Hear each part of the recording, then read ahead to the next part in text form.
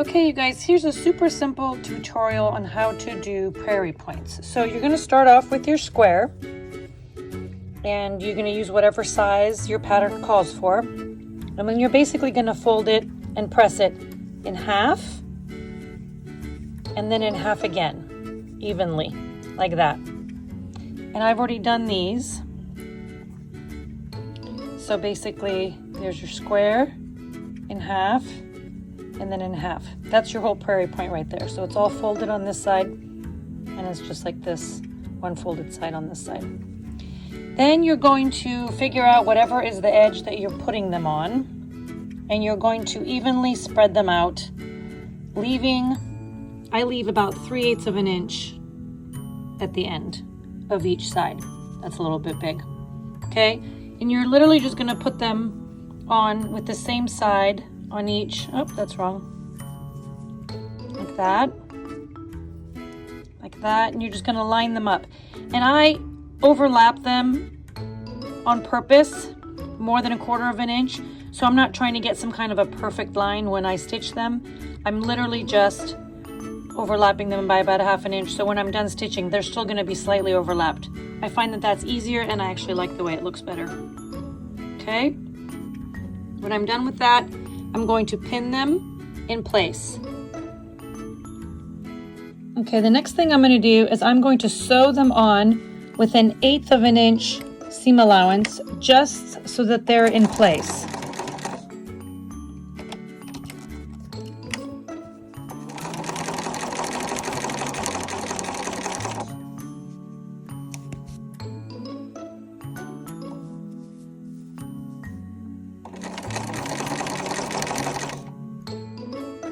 Okay, so as you can see, I've sewn them on with a very scant 1/8 of an inch.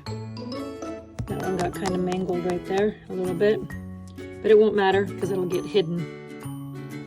Now, I'm going to sew my facing on with my regular 1/4 inch. So it's just a strip of fabric like a piece of binding, and I have folded it and pressed it in half exactly like I would do binding. In fact, it's just a binding piece.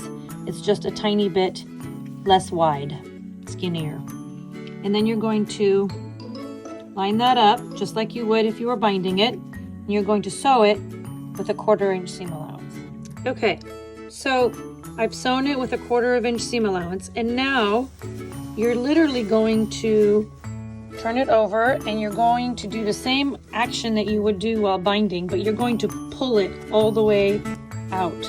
So when you do that, when you pull this all the way down, instead of just, if this was a piece of binding, you would just basically do that and you would bind it right there, right?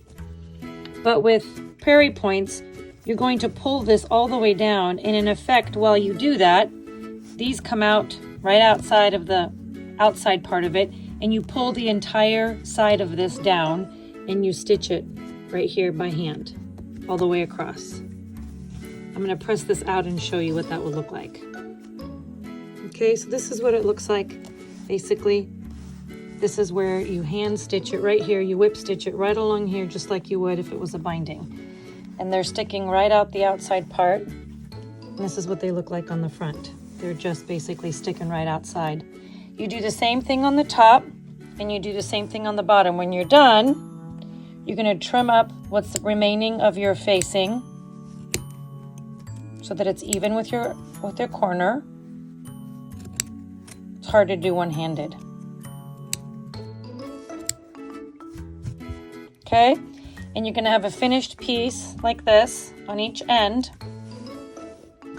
And the remaining piece of your table runner, you're going to bind regular binding. And when you get to the end, you're just going to have a slightly bigger piece that you're going to tuck under and turn it so that you can finish the back just like you would a regular binding piece on the two sides. So hopefully that helps you guys and shows you how simple prairie points really are to add to any amount of projects.